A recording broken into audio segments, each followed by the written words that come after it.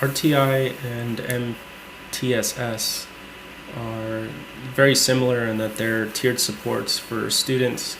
The main difference that I understand is for RTI, it's meant for individuals, students that have learning and behavioral needs, whereas the multi-tiered support system is a school-wide implementation system that's meant to support all students. With the RTI, you have the 3 tiers.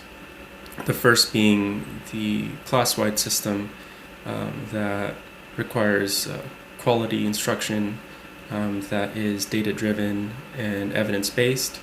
And it goes all the way down to the more intensive and individualized supports for individual students.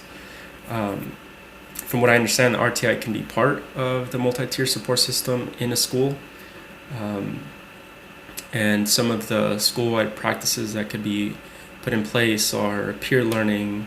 You could have class-wide reward systems, school-wide reward systems as well.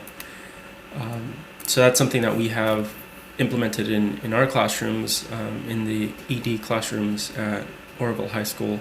We have a level system that's used by both of the classes, that's meant to hold students accountable to their behavior and to also have kind of a class-wide system where we're all working on similar values and similar behaviors that would benefit the whole class.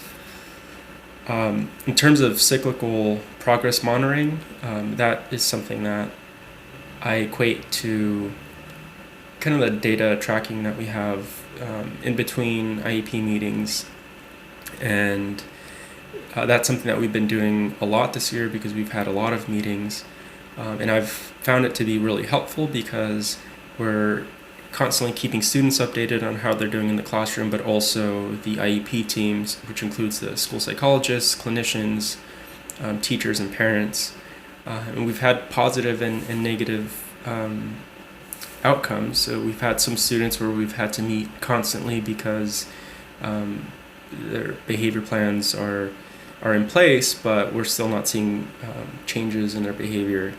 And so we've had to constantly meet to demonstrate that although we have all of these systems in place, there are still things that we're not looking at or that perhaps we need to look at.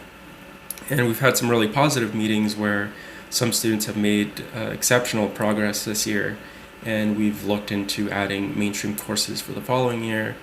And so all of this is through, and we're able to do this because of the constant monitoring that we're doing throughout the school year.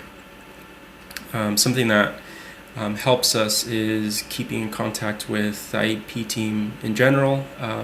So just making sure that we have contact with clinicians in terms of how the students are doing in the classroom, and also with the school psychologists and some of the district representatives as well, trying to make the case for those students that are doing well in our classes to eventually start to push them out from our restrictive environment into more of a general education setting.